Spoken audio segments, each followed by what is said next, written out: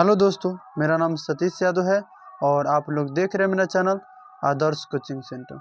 तो दोस्तों, आज के इस वीडियो में हम क्लास 8 के विज्ञान विषय पर चर्चा करने वाले हैं। विज्ञान विषय का लेसन नंबर 1 से आज स्टार्ट हो जाएगा। तो विज्ञान विषय का लेसन जो है 1 है दहन और ज्वाला चीज़ों का जलना। इससे पहले कि विज्ञान विषय का चैप्टर 1 हम चालू करें, इससे पहले कि आप लोग को बता दें कि क्लास 8 के विज्ञान में टोटल 19 चैप्टर है। कितना चैप्टर है? टोटल 19 चैप्टर है। पहला चैप्टर का नाम है दहन और ज्वाला चीज़ों का जलना। दूसरा चैप्टर है त्वरित और भूकंप। तीसरा चैप्टर जो है दिया हुआ है, तीसरा चैप्टर है फसल उत्पादन एवं प्रबंधन। तीसरा लेसन है। और लेसन 4 है कपड़े तरह तरह के रेसे तरह तरह के। लेसन 4 है। और लेसन 5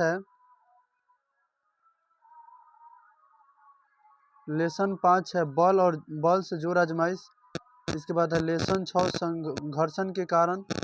लेसन 7 है सूक्ष्म जीवों का संसार, सूक्ष्मदर्शी आंखों देखो। और लेसन 8 है दाब और बल का आपसी संबंध। लेसन 9 है ईंधन हमारी जरूरत। लेसन 10 है विद्युत धारा के रासायनिक प्रभाव। लेसन 11 है प्रकाश के खेल। लेसन 12 है पौधे और जंतुओं का संरक्षण, जैव विविधता। 13 है सूर्य और तारे का परिवार। 14 है कोशिकाएं, हर जीवों का आधारभूत संरचनाएं। इसके बाद है 15 है जंतुओं में प्रजनन। 16 है धातु अधातु। 17 है किशोरावस्था की ओर अब आप बड़ी हो रही हैं या बड़े हो रहे हैं। 18 चैप्टर है ध्वनियाँ तरह तरह की। 19 है वायु एवं जल प्रदूषण की समस्या। तो टोटल आप लोगों के क्लास में टोटल 19 चैप्टर है और 1900 चैप्टर को हम लाइन बाय लाइन सब सब्जेक्ट को पढ़ाएंगे। और प्लस में क्या करेंगे कि हम ऑल चैप्टर को ख़त्म करने के उपरांत ही उसका क्वेश्चन आंसर भी कराएंगे। तो आप लोग इस वीडियो में शुरू से लेकर के अंत तक बने रहिए, एक भी शब्द को स्किप मत कीजिए और सुनते चलिए प्यार से। हम आप लोग को इतना बेहतरीन तरीके से बताते जाएंगे कि एक बार पढ़ लेने के बाद फिर दोबारा आप लोगों को पढ़ने की कोई ज़रूरत नहीं है। इस चैप्टर को अगर मान लीजिए एक चैप्टर हम पढ़ाएं, एक चैप्टर आप पढ़ लीजिए एक ध्यान से, फिर दोबारा आप लोगों को पढ़ने की ज़रूरत नहीं होगा। तो ध्यान से देखिएगा, हम लेसन 1 पे चलते हैं। लेसन 1 मेरा स्टार्ट है। लेसन 1 है दहन और ज्वाला चीज़ों का जलना। लेसन 1 है दहन और ज्वाला चीज़ों का जलना। इसमें दिया हुआ है कि अक्सर आपने देखा होगा कि कुछ पदार्थों तो अत्यधिक ज्वलनशील होते हैं और कुछ पदार्थ तो अत्यधिक ज्वलनशील होते हैं जिसे आसानी से जलाया जा सकता है, कुछ प्रयास करने पर जलाया जा सकता है। कुछ पदार्थों को जलना संभव नहीं होता, जैसे ईटा को नहीं जला पाएंगे, हाली पत्थर मिट्टी ये सब को नहीं जला पाएंगे। तो इसकी जांच करने के लिए पुआल यानी पुआल को एक्स्ट्रा भी बोलते हैं, माचिस की तिलिया, मिट्टी का तेल, कागज ठीक है, कागज, पत्थर का टुकड़ा, कोयले के टुकड़े एकत्रित कीजिए और अपने शिक्षक महोदय को देख रेख में इन पदार्थों को एक एक करके जलाइए। यदि पदार्थ जलता है तो दाह और नहीं जले तो उसे अदाह कहते हैं। बोल रहा है कि आपने अक्सर देखा होगा, आपने क्या देखा होगा? तो आपने देखा होगा कि कुछ पदार्थें जो है अत्यधिक ज्वलनशील होती है, जैसे किरोसिन हो गया, पेट्रोलियम हो गया, ये जल्दी जलती है ना। मिट्टी का तेल को हम लोग किरोसिन कहते हैं, ये जल्दी जलता है। तो ये जो पदार्थ जो जल रहा है इसको हम लोग कहते हैं ज्वलनशील पदार्थ। संसार का कोई भी पदार्थ अगर जलने वाला है तो उसे क्या कहेंगे? ज्वलनशील पदार्थ या दाह्य पदार्थ। और जो पदार्थ को कितनाहू माचिस के तिल्ली बार के जलाने का प्रयास करो और नहीं जलेगा, उस पदार्थ को कहते अदाह्य पदार्थ या अज्वलनशील पदार्थ। तो जो पदार्थ जलता है उसे दाह्य पदार्थ कहते हैं और जो पदार्थ नहीं जलता है उसे अदाह्य पदार्थ। ये तो समझ में आ गया होगा। अब आगे चलते हैं, इसी में आगे हम लोग बढ़ते हैं। तो आगे है, कह रहा है कि जो पदार्थ जलने वाला है, पदार्थों का इसमें नाम लिखना है। इसमें बोल रहा है कि पदार्थों का इसमें नाम लिखिए, जो जलने वाला पदार्थ है उसका। और जो पदार्थ जलने वाला है उसका नाम अगर जलेगा तो उसको दाह्य पदार्थ में डालेंगे, और जो नहीं जलेगा तो उसको अदाह्य पदार्थ में डालेंगे। जैसे कि हम आप लोगों को बता दें कि दाह्य पदार्थ में क्या क्या हो जाएगा। जैसे देखिए, अगर हम इसमें पदार्थों का नाम लिख रहे हैं, मान लीजिए कि पुआल लिख रहे हैं, तब पुआल जो है जल जाता है, तो इसमें लिखेंगे कि हाँ दाह्य पदार्थ में क्या लिखेंगे? हाँ। और अदाह्य पदार्थ में नहीं। पूछ रहा है कि कौन सा पदार्थ है पुआल, दाह्य की अदाह्य? था लिखेंगे कि पुआल जो है दाह्य पदार्थ है, यानी कि हाँ अदाह्य पदार्थ नहीं है। अच्छा, इसमें डालेंगे ईंट। ईंट जो है क्या है? दाह्य पदार्थ है? तो नहीं, ये दाह्य पदार्थ नहीं है, ये अदाह्य पदार्थ है। तो इसमें लिखेंगे हाँ, इसमें हाँ लिखेंगे और इसमें नहीं लिखेंगे। बस यही करना है और इसको भर देना है। 5-5 को दोनों में से लिखे, 5 को दाह्य पदार्थ और 5 को अदाह्य पदार्थ करके भर देना है। आगे हम चलते हैं, नेक्स्ट पॉइंट जो दिया हुआ है, नेक्स्ट पॉइंट दिया हुआ है पदार्थ का दहन और जलने की प्रक्रिया। पदार्थों को दहन और जलने की प्रक्रिया। अगर आपसे पूछा जाए कि किसी वस्तु को जलाने के लिए क्या चाहिए, तो आप कहेंगे कि माचिस या लाइटर। हाँ, ये तो बात है। अगर हम आपसे पूछे कि किसी वस्तु को जलाने के लिए क्या चाहिए, तो आप पहले बोलेंगे कि सर माचिस या लाइटर चाहिए, है कि नहीं? आप बोलेंगे कि हाँ सर होगा। तो क्या किसी और तरीके से भी चीज़ों को नहीं जलाया जा सकता है?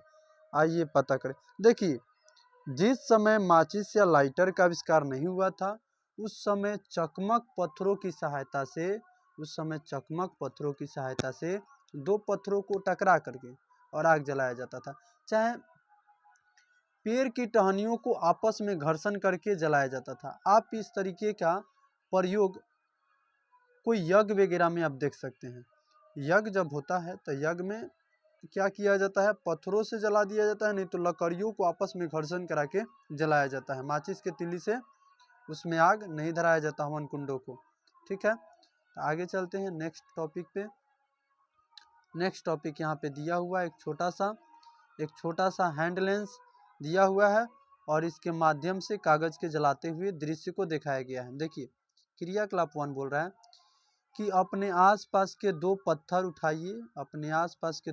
उठाइए, इन्हें कसकर आपस में रगड़कर और छू कर देखिए कैसा लगा। तो आप दो पत्थर को उठाएंगे और उसको कसकर के रगड़ करके और छू कर देखेंगे तो आपको गर्मी महसूस होगा। ठीक है, इन्हीं पत्थरों को अंधेरे में बहुत जोर से एक दूसरे से रगड़े तो चिंगारी सी निकलती दिखाई देगी। रात के अंधेरी में घर पे ऐसा करके देखिए। तो ये बात सही बोला है कि जब आपस में दो पत्थरों को टकराते हैं तो आपस में टकराने से क्या होता है कि उससे चिंगारी निकलता है, लेकिन ये दिन के समय नहीं दिखाई देगा, ये रात के समय में दिखाई देगा। कब दिखाई देगा? रात के समय। इसके बाद बोल रहा है आगे टॉपिक जो बोल रहा है, आगे इसी में बोल रहा है कि किसी ऐसे दिन में जब धूप निकली हुई हो, एक हैंड लेंस और कागज लेकर कक्षा के बाहर जाइए और हैंड लेंस से सूरज की रोशनी को कागज पर केंद्रित कीजिए। थोड़ी देर में कागज को छू कर देखिए। तो देखिए, जो एक प्रकार का ये हैंड लेंस, देखिए हाथ में लिया हुआ हैंड लेंस इस व्यक्ति, और यहाँ पे कागज को रख करके और धूपा में गया हुआ है। जिस समय गर्मी का मौसम होगा उस समय इस क्रियाकलाप को करने से कागज जल भी जाता है। ठीक है, तो इस क्रियाकलाप को गर्मी के दिनों में करने से जलता है। तो पहले ऐसे भी मतलब क्या किया जाता था, ऐसे भी मतलब कुछ चीज़ों को जलाया जा सकता है। ठीक है, धूप से भी किसी चीज़ को जला सकते हैं। यानी कि सूखा देखेंगे कि जंगलों में क्या होता है कि कभी कभी धूप के मौसम में झूर को देखे होंगे, जो अगर आप गांव देहात से हैं तो झूर का पेड़ देखे होंगे, उसमें ऑटोमेटिक आग लग जाता है। तो वो ये इसी कंडीशन के द्वारा लग जाता है, धूप से भी आग लग जाता है। ठीक है, तो आगे हम बताते हैं, आगे चलते हैं। बोल रहा है कि क्या महसूस हुआ, तो भाई हम उसको छुएंगे तो भाई गर्मी महसूस होगा, बहुत छोटी सी बात है कि गर्मी महसूस होगा, है कि नहीं। इसके बाद बोल रहा है कि हैंड लेंस को वैसे ही कुछ देर तक पकड़े रहिए, ऐसा करने पर क्या हुआ। तो देखिए हैंड लेंस को कुछ समय तक पकड़े रहने पर क्या होगा कि उस कागज भी हो सकता है जल भी जाए, और नहीं तो ज़्यादा मतलब वहाँ पे छूने से गर्मी महसूस होगा। ठीक है, इन अवलोकनों के आधार पर सोचिए कि जलने से पहले क्या होता है।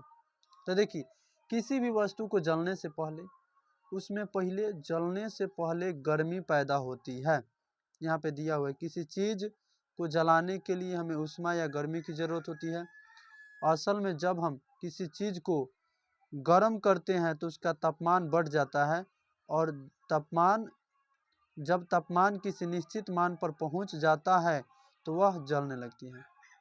ये भी बात सही है, जिस वस्तु को जितना तापमान चाहिए उतना तापमान उसको मिलेगा तभी वह वस्तु जलेगा।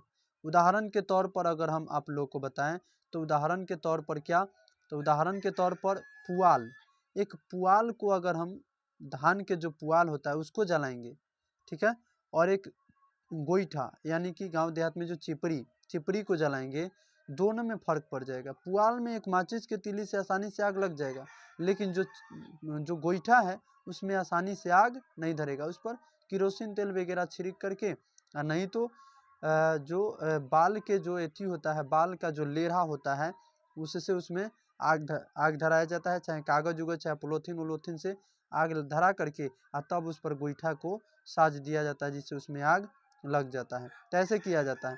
तो यहाँ पे बोला गया है कि जब तापमान किसी निश्चित मान पर पहुंच जाता है तभी वह वस्तु जलेगी, अन्यथा नहीं जलेगी। क्या आपने कभी ध्यान दिया है कि माचिस की तिल्ली अपने आप क्यों नहीं जल जाती है। ये भी तो बात सही है, माचिस की तिल्ली भी अपने आप आग नहीं पकड़ती है, क्योंकि उसको माचिस के जलाने के लिए माचिस के डिबिया पर रगड़ना पड़ता है, जिसके तहत ही आग लगती है। और माचिस के डिब्बी पर लाल फास्फोरस पाया जाता है। कौन सा फास्फोरस पाया जाता है? लाल फास्फोरस। तो क्वेश्चन पूछता है कि माचिस के डिब्बी पर कौन सा फास्फोरस पाया जाता है, तो लाल फास्फोरस। जब तक ले लाल फास्फोरस में यह गुण होता है कि जब तक ले माचिस के डिब्बी पर लाल फास्फोरस पर नहीं रगड़ा जाता है तब तक ले आग नहीं पकड़ेगा। यहाँ पे बोला है क्या जितनी सहजता से कोई कागज जल जाता है उतनी आसानी से कोई काठ का टुकड़ा भी जल जाएगा, तो नहीं। जितनी सहजता से कोई कागज जलता है उतना सहजता से कोई काठ की जो टुकड़ा है वो नहीं जलेगा। ठीक है, वो नहीं जलेगा। आगे हम बताते हैं, आगे यहाँ पे दिया हुआ है एक डिफिनेशन। ये डिफिनेशन दिया है ज्वलन ताप का। बोल रहा है कि वह न्यूनतम ताप जिस पर पहुंचने के बाद कोई पदार्थ जलना शुरू कर देता है उस पदार्थ का ज्वलन ताप यानी कि ज्वलन ताप कहलाता है। तो क्वेश्चन पूछेगा कि वह ज्वलन ताप क्या है, तो बोलना है कि वह न्यूनतम ताप जिस पर पहुंचने के बाद कोई भी पदार्थ जलना शुरू कर देता है उस पदार्थ का ज्वलन ताप कहलाता है। जब तक किसी पदार्थ का तापमान इस मान से कम रहेगा वह नहीं जलेगा। अलग अलग पदार्थों का ज्वलन ताप अलग अलग होता है। किसी पदार्थ को जलाने के लिए कम तापमान की जरूरत होती है, कम तापमान तक गर्म करना पड़ता है, तो किसी पदार्थ को जलाने के लिए अधिक तापमान की जरूरत होती है। आगे बताते हैं,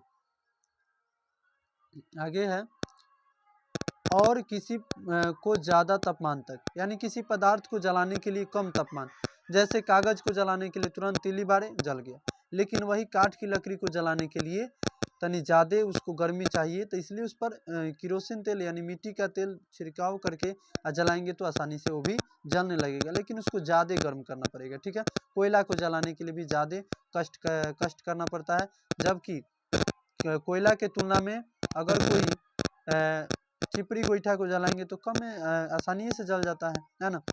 तब पदार्थों का ज्वलन ताप उसके प्रकृति पर निर्भर करता है, यानी कि जैसा वस्तु रहेगा वैसे ही उसका ज्वलन ताप चाहिए, है ना।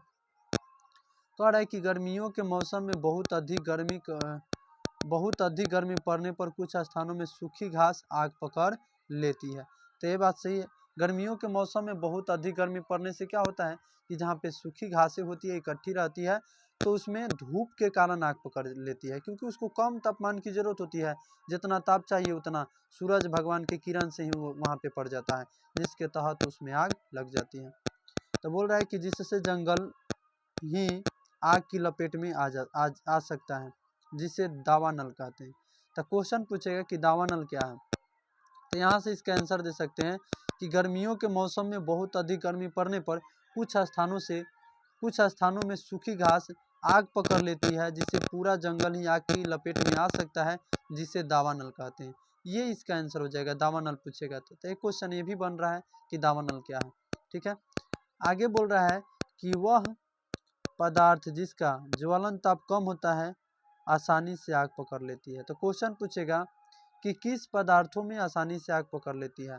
तो जिस पदार्थ का ज्वलन ताप कम, ज्वलन ताप का मतलब क्या, जिस पदार्थों को कम गर्मी की जरूरत होती है उसमें आसानी से आग पकड़ लेता है। ठीक है, और जिस पदार्थों को जलने के लिए अधिक गर्मी की जरूरत पड़ती है उसमें आसानी से आग नहीं पकड़ता है। तो कभी कभी माचिस की तीली से ऐसे ही स्टोव के बर्नर के बगल में आग की ज्वाला से दूर रखे रहने पर भी आग पकड़ लेती है। क्या आप इसका कारण बता सकते हैं? हाँ, इसका कारण ऑटोमेटिक बता सकते हैं। देखिए, स्टोव तो अब नहीं चलता है, लेकिन स्टोव पहले चलता था। तो स्टोव में क्या होता था कि मिट्टी का तेल डाला जाता था। ठीक है, और मिट्टी का तेल डाल करके स्टोव को जलाया जाता था और उस पर चूल्हा वगैरह रख करके खाना बनता था स्टोव पर। तो उसमें क्या होता था कि स्टोव को एथी पंप दे करके जब उसके माचिस के स्टोव का जो एथी होता है ऑन कर करके, और माचिस के तीली जैसे उसके दूर, जैसे आज के ज़माना में गैस के थोड़ा सा दूरे पर माचिस के तीली रखने पर आग पकड़ लेता है, क्योंकि जो उसका ज्वलन ताप कम चाहिए और उसको ज़्यादा दे देते हैं, इसके कारण जल्दी ले धा लेता है।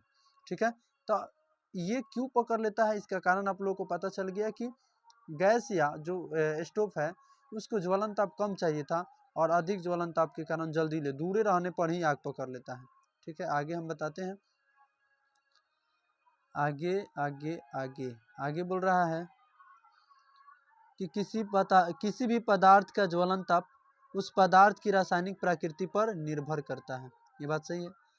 पेट्रोल का ज्वलन ताप जो होता है केरोसिन के ज्वलन ताप से कम होता है, यानी कि पेट्रोल तुरंत आग लग जाएगा पेट्रोल में, जबकि केरोसिन में पेट्रोल की अपेक्षा थोड़ा ज़्यादा ताप पर आग लगेगा। ठीक है, तब पेट्रोल का ज्वलन ताप कम होता है, इसीलिए बोला जाता है कि मोटरसाइकिल पर बैठते समय धूम्रपान ना करें, यानी कि बीड़ी सिगरेट वगैरह ना पिए। जिससे क्या होगा कि बीड़ी सिगरेट पी रहे हैं, टंकी तर एक बैग चला गया, हो सकता है उसमें हल्का सा ही एथी मिला और आग ढा लिया, तो इससे खतरा होता है। ठीक है, आगे है, आप यह जानकर हैरान होंगे कि सफ़ेद फास्फोरस नामक पदार्थ का ज्वलन ताप इतना कम होता है कि वह कमरे के तापमान पर ही जल उठता है।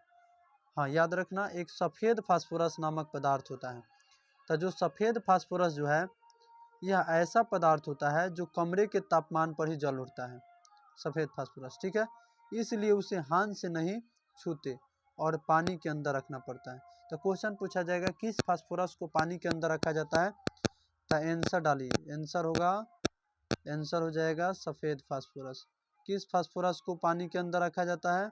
सफ़ेद फास्फोरस को, क्योंकि इसका इतना इसका जो ज्वलन ताप कम होता है कि खाली हवा के संपर्क में आने पर ही आग लग जाता है। बताइए, सोचिए, अगर हाथ से छुएंगे तो आग धलेगा तुरंत, हवा के संपर्क में, हल्का सा हवा के संपर्क में आएगा तो आग पकड़ लेता है सफ़ेद फास्फोरस। तो सफ़ेद फास्फोरस को हवा के संपर्क में नहीं आने दिया जाता है, इसीलिए इसको कहाँ रखते हैं? पानी के अंदर। इसको पानी के अंदर रखा जाता है सफ़ेद फास्फोरस को। ठीक है, तो आगे हम बताते हैं। आगे है जलने के लिए क्या चाहिए और क्या चाहिए। तो देखिए, हमने जाना कि जलने के लिए एक आवश्यक शर्त है कि पदार्थ को गर्म करके एक निश्चित तापमान पर पहुंचाना होता है। क्या जलने के लिए और कुछ भी चाहिए? आइए पता करते हैं। क्रियाकलाप 2 क्रियाकलाप 2 बोल रहा है कि आप मेज पर जलती हुई मोमबत्ती के ऊपर कोई बड़ा सा जार या बोतल रखिए तथा अवलोकन कीजिए। आप पाएंगे कि मोमबत्ती कुछ देर बाद बुझ जाती है। ऐसा क्यों होता है? दूसरी बार जब आप जलती हुई मोमबत्ती को जार से ढकते हैं तो जब उसकी ज्वाला बुझने की स्थिति में आने लगती है तो उस समय आप जार को हटा लीजिए। आप क्या पाते हैं? आप पाएंगे कि मोमबत्ती की ज्वाला पहले की तरह ही हो गई। क्या इससे पता नहीं चलता है कि दहन के लिए हवा का होना आवश्यक है? ध्यान दीजिए, ये जो क्रियाकलाप दिया हुआ है यहाँ पे मोमबत्ती को जला करके और एक गिलास जो कांच का गिलास होता है उसे ढका जा रहा है। ठीक है, तो जब कांच के गिलास से मोमबत्ती को ढकेंगे जला करके तो जब उसको हवा नहीं मिलेगा तो बुझ जाएगा। ठीक है, और जैसे ही मतलब फिर दोबारा इसको करेंगे फिर जला करके और कांच के गिलास को ले जाएंगे, जिस समय बुझने की स्थिति पर आ जाए फिर कांच के गिलास को हटा लेंगे तो ऑटोमेटिक जलने लगेगा। इससे यह पता चल रहा है कि किसी भी चीज़ को जलने के लिए हवा का होना आवश्यक है, हवा चाहिए। जब तक ले उसको हवा नहीं मिलेगा तब तक ले वो पदार्थ नहीं जलेगा। ऐसा आप लोग घर पे कर सकते हैं। एक मोमबत्ती को जलाइए और एक मोमबत्ती को जला करके, ठीक है, एक मोमबत्ती को जला करके गिलास से ढक दीजिए और ढकने पर देखिएगा कि मोमबत्ती बुझ जाएगा। लेकिन इसी प्रक्रिया को फिर दोबारा दोहराइएगा और एक मोमबत्ती को जला करके और उस पर कांच के गिलास को ढकिएगा। जैसे बुझने के कगार पर आएगा वैसे ही फिर उठा लीजिएगा। इससे फिर मोमबत्ती क्या हो जाएगा? जलने लगेगा। इससे पता यह चल जाएगा कि किसी भी चीज़ को जलने के लिए हवा की ज़रूरत होती है। चलिए आगे देखते हैं। आगे क्रिया बोला है कि आपने वर्ग 7 में ऑक्सीजन की कहानी में जोसेफ प्रिस्टले के द्वारा किए गए प्रयोगों को पढ़ा होगा। हाँ, तो वर्ग 7 में ऑक्सीजन की कहानी आप लोगों ने पढ़ा होगा, जिसमें जोसेफ प्रिस्टले के द्वारा एक प्रयोग किया गया था। उसको पुनः पढ़ेंगे। उसमें भी आप लोग ये प्रयोग पढ़े हैं 7 क्लास में। तो चलिए फिर बताते हैं हम इस प्रयोग को। ये प्रयोग जो है बोल रहा है उस प्रयोग को पुनः पढ़े, आप पाएंगे कि मोमबत्ती के जलने में हवा में उपस्थित ऑक्सीजन गैस सहायक होती है। तो याद रखना कि जो भी पदार्थ जल रहा है उसको जलने के लिए कौन सी गैस चाहिए? तो ऑक्सीजन गैस। कौन सी गैस? ऑक्सीजन गैस, यानी O2 चाहिए। इसका सूत्र होता है O2, ऑक्सीजन का सूत्र O2। तो ऑक्सीजन गैस, किसी भी पदार्थ को जलने के लिए ऑक्सीजन गैस चाहिए। ठीक है, आगे हम बताते हैं। आगे है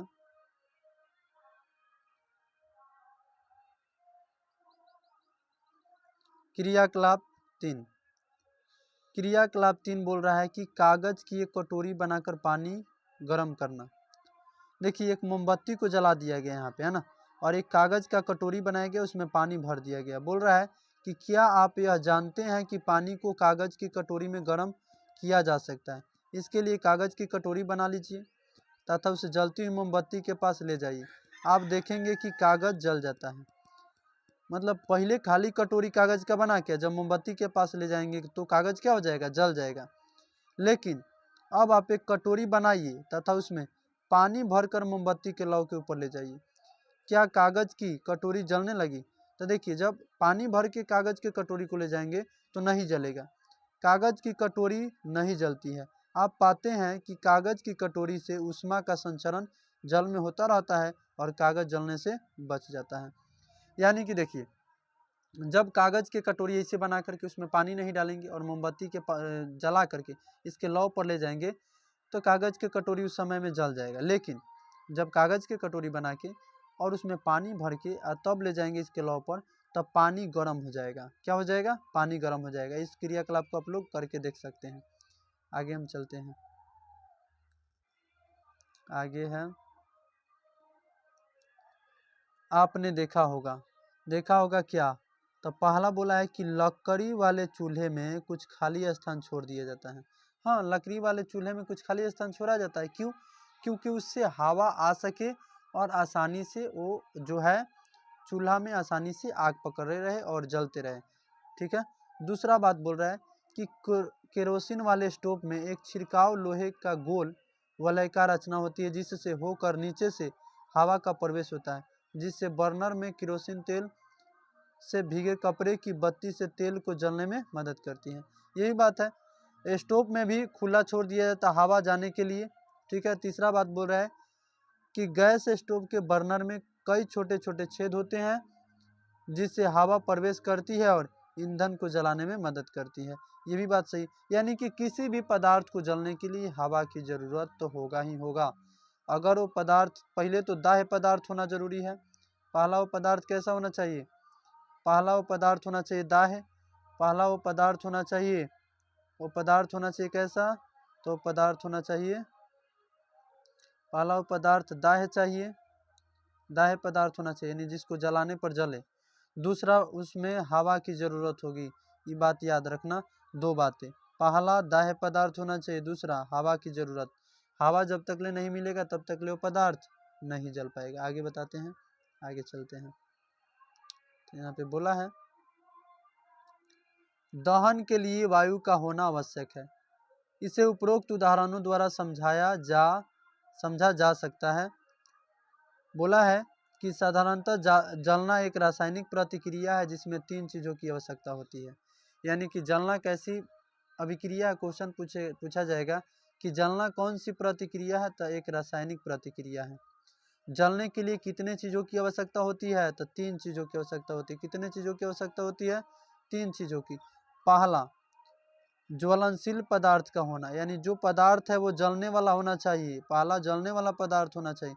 दूसरा ज्वलन ताप तक पहुंचने का उपाय, यानी कि जो पदार्थ जलने वाला है उसका जितना तापमान चाहिए उसको जलने के लिए उतना तापमान देने का प्रयास करेंगे। तीसरा बात यह बोल रहा है, तीसरा बात क्या बोल रहा है? तीसरा बात बोल रहा है कि हवा की जरूरत। ये तीन चीज़ों की आवश्यकता होती है किसी भी पदार्थ को जलने के लिए। किसी भी पदार्थ को जलने के लिए तीन चीज़ों का होना आवश्यक होता है। कौन कौन सा? तो ज्वलनशील पदार्थ का होना, ज्वलन ताप तक पहुंचने का उपाय और हवा की जरूरत। आगे बोला है आप देखते हैं कि बरसात के मौसम में माचिस की तिल्ली एवं लकड़ी इत्यादि आसानी से नहीं जलते हैं। तो ये बात सही है। आप लोग देखते हैं कि बरसात के दिनों में माचिस की तिल्ली आसानी से या लकड़ी आसानी से नहीं जलता है। क्यों? इसके क्या क्या कारण हो सकते हैं? इसके दो कारण हैं। कौन कौन सा कारण है?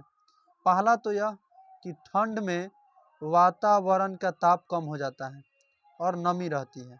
पहला कारण यह है कि ठंड में वातावरण का तापमान क्या हो जाता है? कम हो जाता है और उसमें नमी रहती है। दूसरी उसमें नमी रहती है। बरसात में नमी ज़्यादा होती है और गर्मी के दिनों में नमी की मात्रा कम होती है।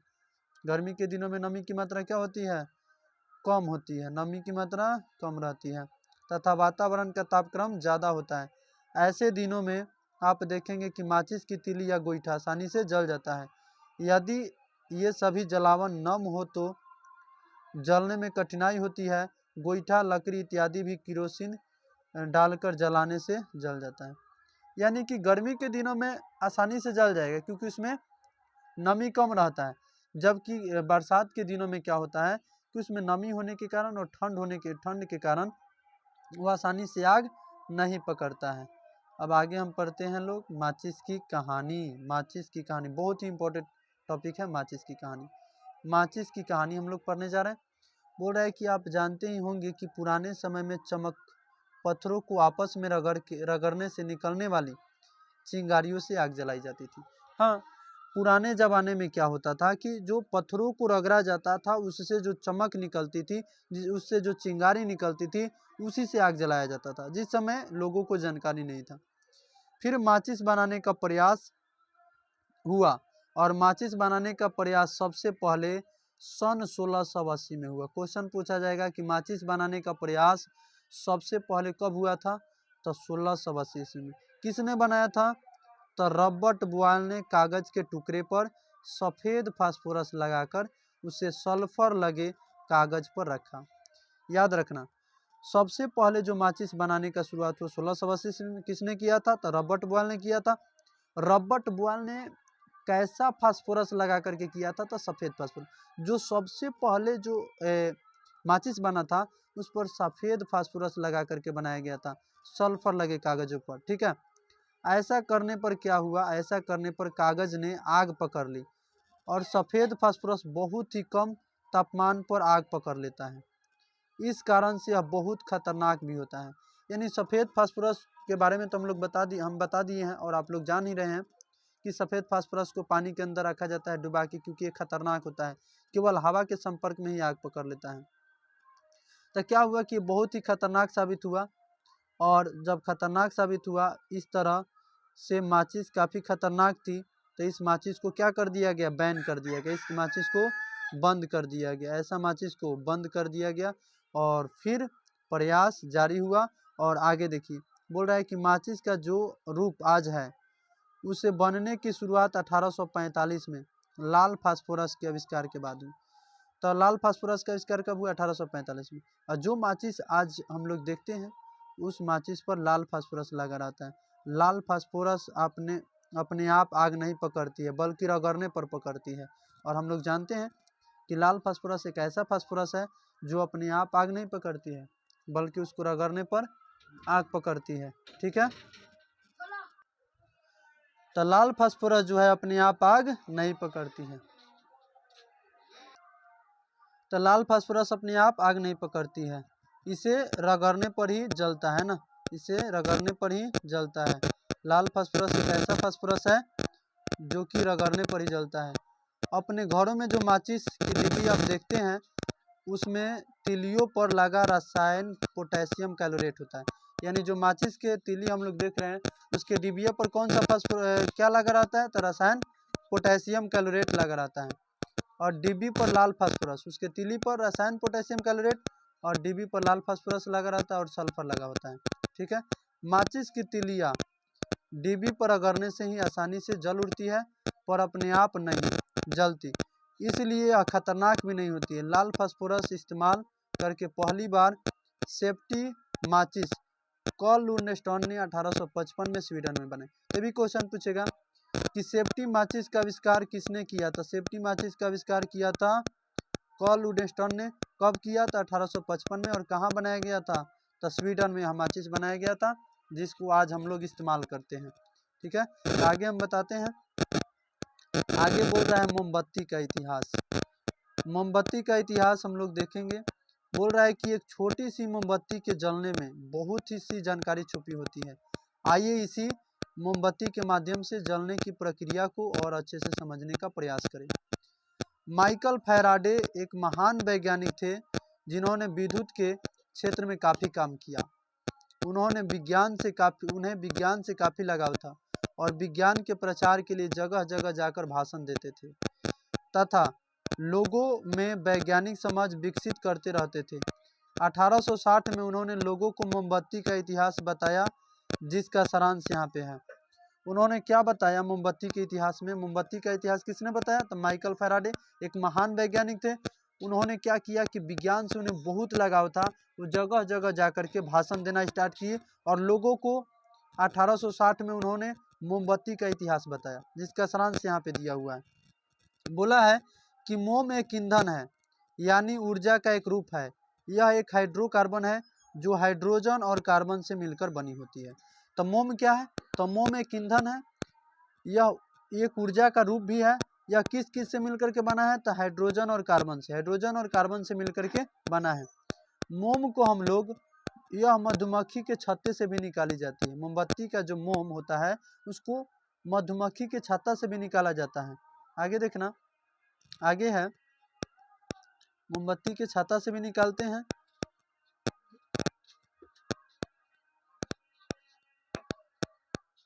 यह जो है इसमें एक बत्ती लगी होती है जो चारों ओर से मोम से घिरी होती है, अतः इसका नाम मोमबत्ती पड़ा। मोमबत्ती के बीचों बीच एक बत्ती लगा रहता है और ये चारों तरफ से मोम से घिरा होता है, इसीलिए इसको क्या बोलते हैं, मोमबत्ती। क्या बोलते हैं, मोमबत्ती। बत्ती पर भी थोड़ी थोड़ी मोम लगी होती है जिससे जलाई जाती है। बत्ती जब जलने लगती है तो इसके आसपास नीचे वाली मोम पिघलने लगती है। पिघली मोम धागे की सहायता से ऊपर चढ़ती है और गर्म होकर हाइड्रोजन और कार्बन देती है। जब मोमबत्ती को जलाया जाता है तो क्या क्या देता है, जलने पर हाइड्रोजन और कार्बन। हाइड्रोजन सुनहरी ज्वाला के साथ जलकर जलवाष्प बनाता है। यह कार्बन को भी जलाता है। कार्बन का कुछ भाग बच भी जाता है जो कि ज्वाला के बाहरी भाग में जलता है। यह काफ़ी मात्रा में ऊर्जा देती है। इस तरह मोमबत्ती प्रकाश और ऊष्मा देती है। उसने यह प्रमाणित भी किया और आप भी कर सकते हैं। 50 मिली का एक बीकर या शीशे का गिलास लीजिए, उसमें कुछ बर्फ डालिए, बीकर के नीचे एक मोमबत्ती जलाकर रखिए, गिलास या बीकर के नीचे जलवाष्प का उपस्थिति होना यह प्रमाणित करता है कि जलने पर जलवाष्प बनता है। जो गैस इससे निकलती है और उसे अगर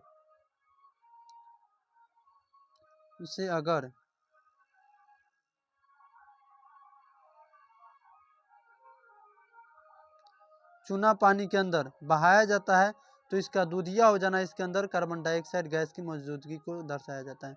तो जब मोमबत्ती को जलाया जाता है और मोमबत्ती के जलने से जो गैस निकलता है उसको अगर पानी में डाला जाता है, चूने का पानी में डाला जाता है और चूने का पानी दूधिया हो जाएगा, इससे यह पता चलता है कि उसमें कौन सा गैस है, कार्बन डाइऑक्साइड गैस। कौन सा गैस, कार्बन डाइऑक्साइड।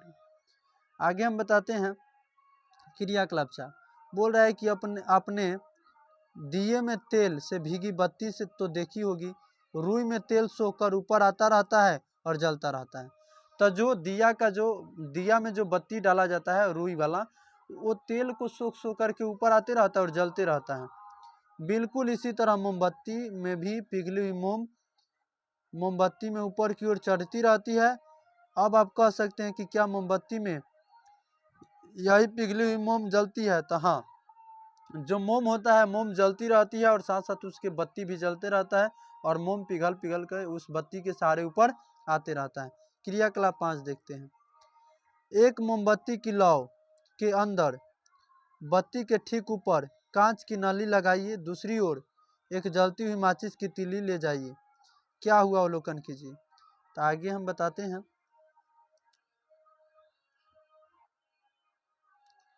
बोल रहा है कि क्या हुआ अवलोकन कीजिए। क्या हम कह सकते हैं कि मोमबत्ती के लौ के अंदर बत्ती के ठीक ऊपर से जो सफ़ेद धुआं निकलता है यही असल में जलता है। यानी कि मोमबत्ती के जो लौ के ऊपर जो सफ़ेद धुआं निकलता है यही असल में जलता है। यानी मोमबत्ती में मोम की वाष्प जलती है। आइए एक प्रयोग से अनुमान की पुष्टि करते हैं। क्रियाकलाप 6।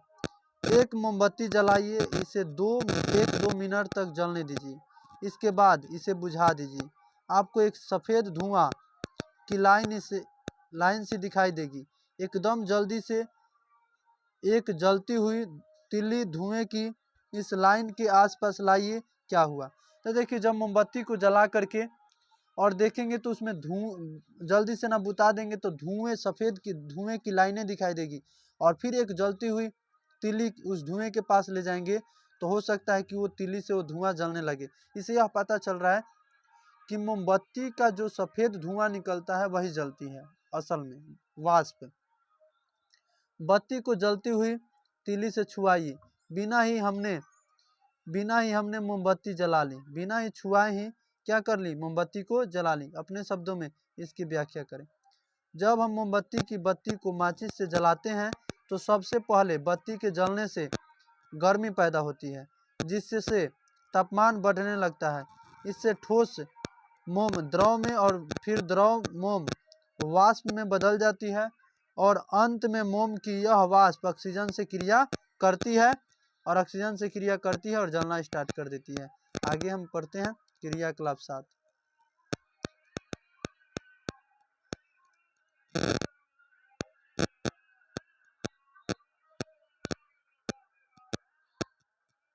क्रियाकलाप 7 पे हम लोग जाते हैं।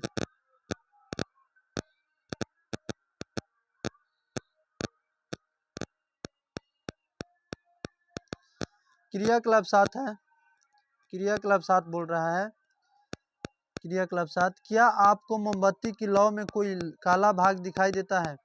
कांच की मुड़ी हुई नली की इस बार से इस काले भाग में टिकाइए। इस बार धुएं का रंग कैसा दिखा? लौ के इस दूसरे हिस्से में मोम के जलने से बना कार्बन मौजूद होता है। यानी जब लौ जलता है तो लौ के जलने से जो काले रंग के वलय निकलता है वो क्या है? कार्बन है। क्या है वो? कार्बन है। वो कार्बन निकलता है। आगे जो दिया है, क्या कभी आपने सोचा है कि आग गर्म क्यों होती है? हमने पाया कि जब किसी पदार्थ को जलाया जाता है तो ऊष्मा निकलती है। आइए यह समझने की कोशिश करें कि ईंधन को जलाने पर इतनी ऊष्मा क्यों निकलती है। जब किसी ईंधन को जलाते हैं तो कार्बन डाइऑक्साइड और जलवाष्प बनता है। यह एक रासायनिक प्रक्रिया है जिसमें एक नए पदार्थों का निर्माण होता है। यह नया पदार्थ काफ़ी अस्थायी होता है।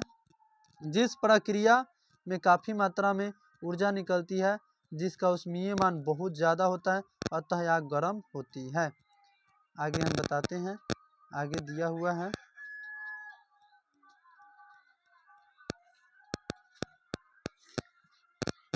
अपने घर, खेत खलिहान, दुकान और कारखानों में कभी आग लगते देखा या सुना होगा।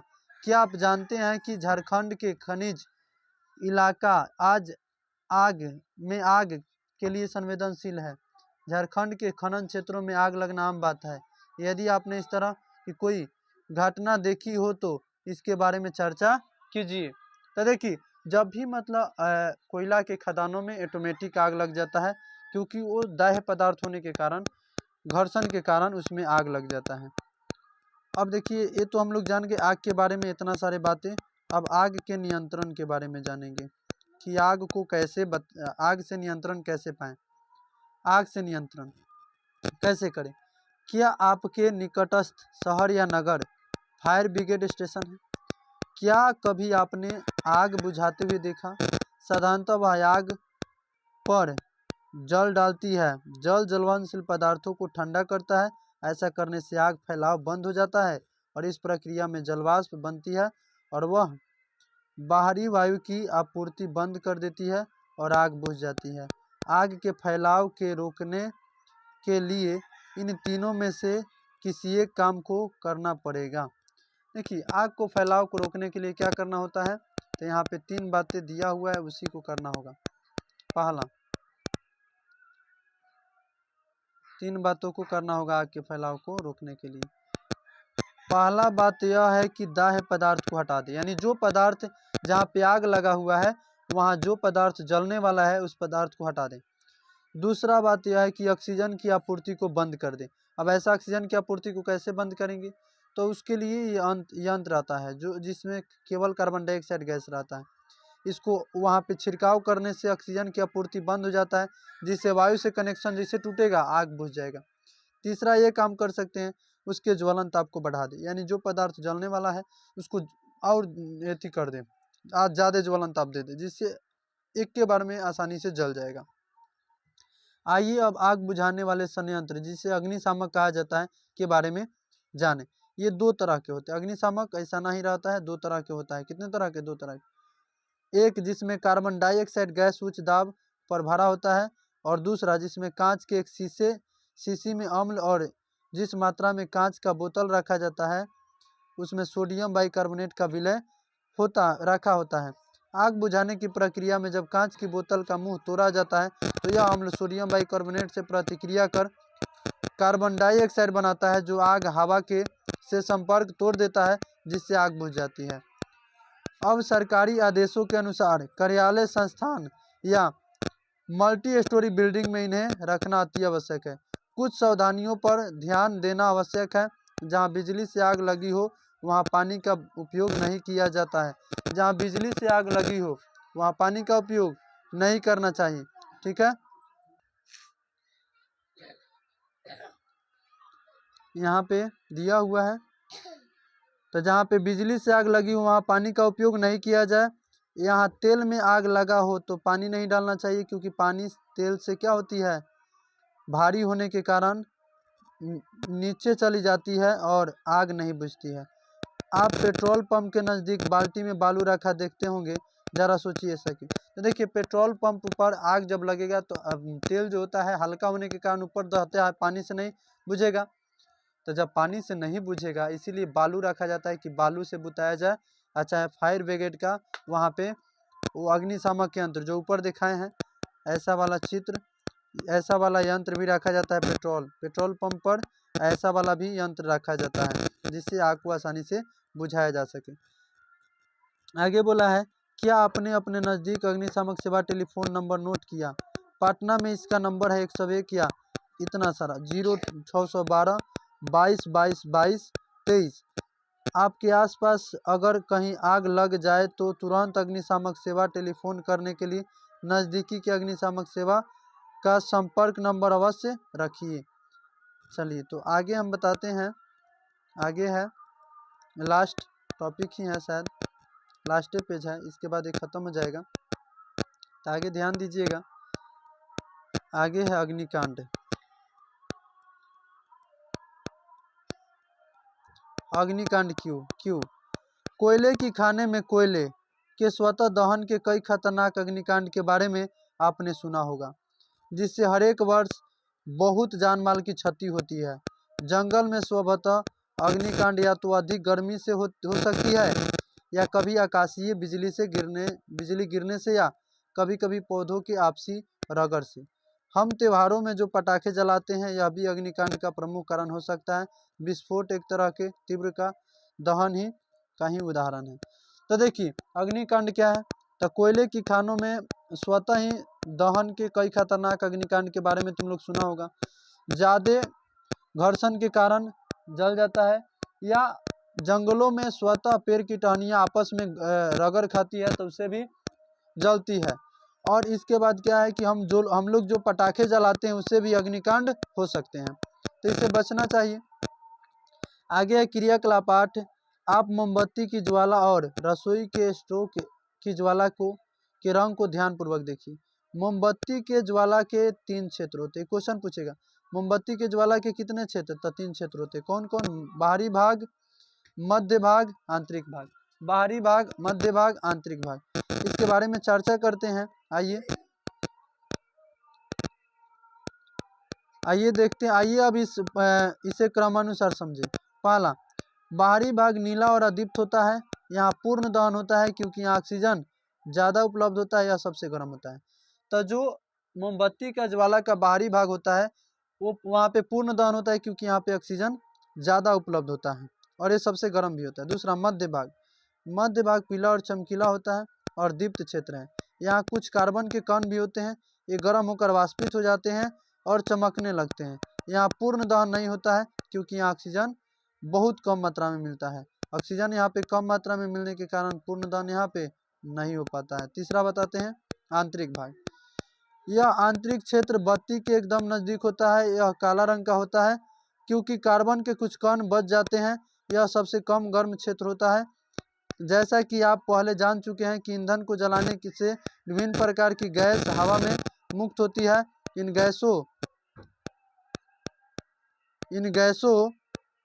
गैसों का भी हमारे वायुमंडल को प्रदूषित करने में बहुत बड़ा योगदान है। एक और तो धुआं से जनजीवन परेशान है, वही वनस्पतियां भी इससे बर्बाद हो रही है। ईंधन, विशेषकर जीवाश्म ईंधन के जलने से नाइट्रोजन और सल्फर इत्यादि के विभिन्न ऑक्साइड बनते हैं जो बादलों के साथ अम्ल वर्षा करते हैं, जहाँ संभवतः हमें धुआं रहित होनी चाहिए। तो जो अम्लीय वर्षा होता है वो नाइट्रोजन और सल्फर के गैसों से होता है, उसके ऑक्साइड बनने से होता है, जिससे ताजमहल क्या हो रहा है, ताजमहल पीला हो रहा है। ताजमहल के पीला होने के कारण यही अम्लीय वर्षा है। अम्लीय वर्षा बहुत ही खतरनाक वर्षा होता है। आगे हम बताते हैं, लास्ट यहाँ पे थोड़ा सा टॉपिक है, इसको बता करके हम आप लोगों को क्वेश्चन आंसर कराएंगे। तो यहाँ पे बोला है चूल्हे जो होते हैं आदर्श ईंधन को की विशेषता रखने वाले पदार्थों को ही उपयोग में लाना चाहिए।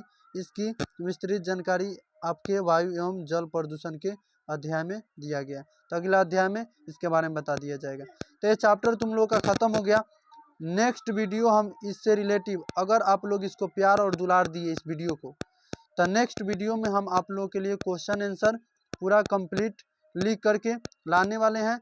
और अगर आप लोग इस चैनल पे नए हैं तो इस चैनल को सब्सक्राइब कर लीजिए और बेल आइकन दबा दीजिए कि आपको मेरे वीडियो के नोटिफिकेशन मिलते रहेंगे। और इस चैनल के माध्यम से आप लोग को यह जो चैप्टर है कैसा लगा, आप कमेंट में भी लिख के बता सकते हैं कि कैसे मतलब यह चैप्टर लगा। और प्लस में इस वीडियो को भी लाइक करिए। थैंक यू सो मच इस वीडियो को पूरा वॉच करने के लिए। तो आज के लिए इतना ही, फिर मिलते हैं नेक्स्ट वीडियो में।